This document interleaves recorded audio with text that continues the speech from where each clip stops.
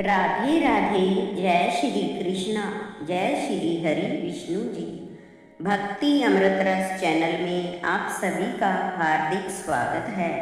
आज हम सुनेंगे पुरुषोत्तम मास महात्म्य अध्याय 24 की दिव्य एवं कल्याणकारी कथा। इस कथा को श्रवण करने से भगवान श्री हरि विष्णु जी की विशेष कृपा प्राप्त होती है। जीवन के सभी कष्ट दूर होते हैं तथा मनुष्य को पुण्य सुख और श्री हरिधाम की प्राप्ति होती है और उसकी सभी मनोकामनाएं पूर्ण होती हैं। कथा शुरू करने से पहले आप सभी श्रद्धापूर्वक जय श्री हरि विष्णु जी जरूर लिखें और भगवान पुरुषोत्तम से अपने परिवार की सुख समृद्धि की प्रार्थना करें।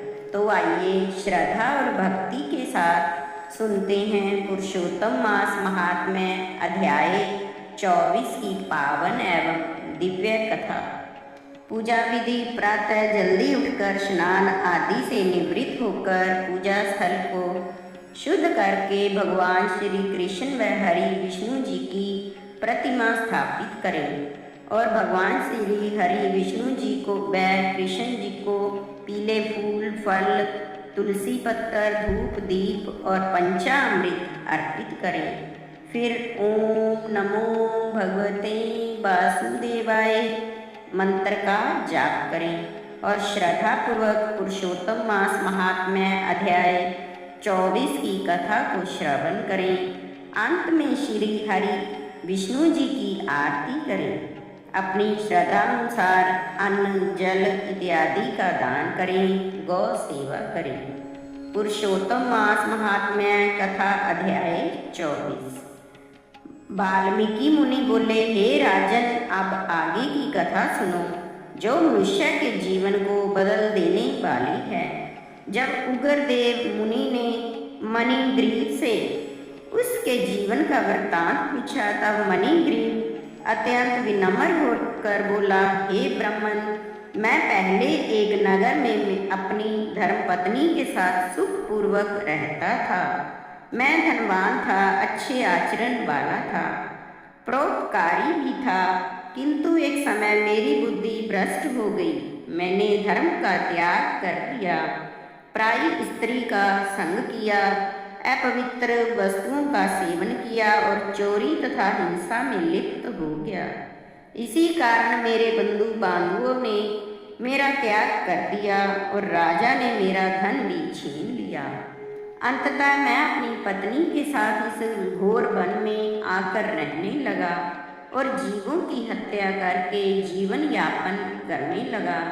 यह कहते हुए वह अत्यंत दुखी होकर बोला, हे मुनि श्रेष्ठ, अब आप ही मुझ पर कृपा करें और ऐसा उपाय बताइए जिससे मेरी दरिद्रता दूर हो जाए और मैं फिर से सुखी जीवन जी सकूं। मणिग्रीव की करुणा भरी वाणी सुनकर उग्रदेव मुनि प्रसन्न हुए और बोले, हे बस, तुमने मेरी सच्चे मन से सेवा की है, इसलिए मैं तुम्हें एक ऐसा सरल उपाय बताता हूँ जिससे बिना बड़े व्रत तीर्थ या दान के ही तुम्हारा कल्याण हो जाएगा।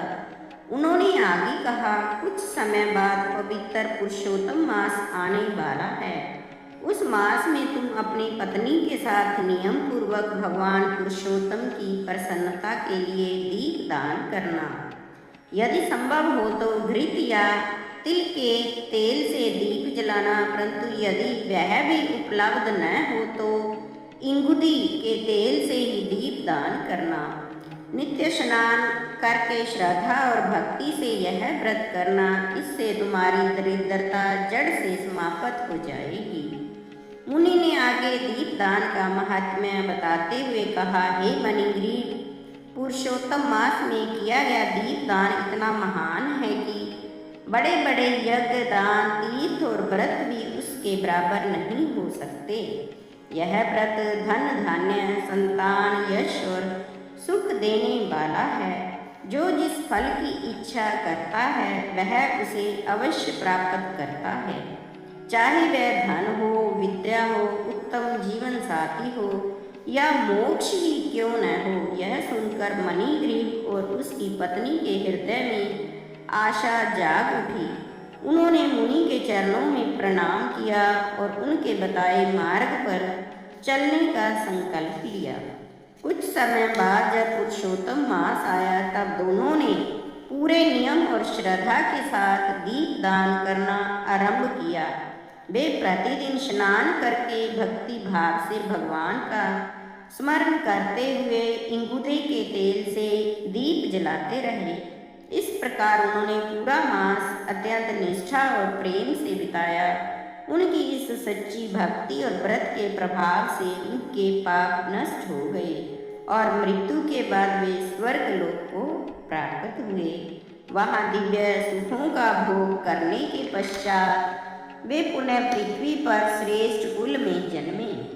वहीं मणिग्रीव आगे चलकर पराक्रमी राजा चित्रबाहु बना और उसकी पत्नी ही चंद्रकला के रूप में पुनर्जन्म लेकर उसकी अर्धांगिनी बनी। उन्हें जो ऐश्वर्य सुख और निष्कंटक राजा प्राप्त हुआ वह सब पुरुषोत्तम मास के किए गए दीपदान का ही फल था।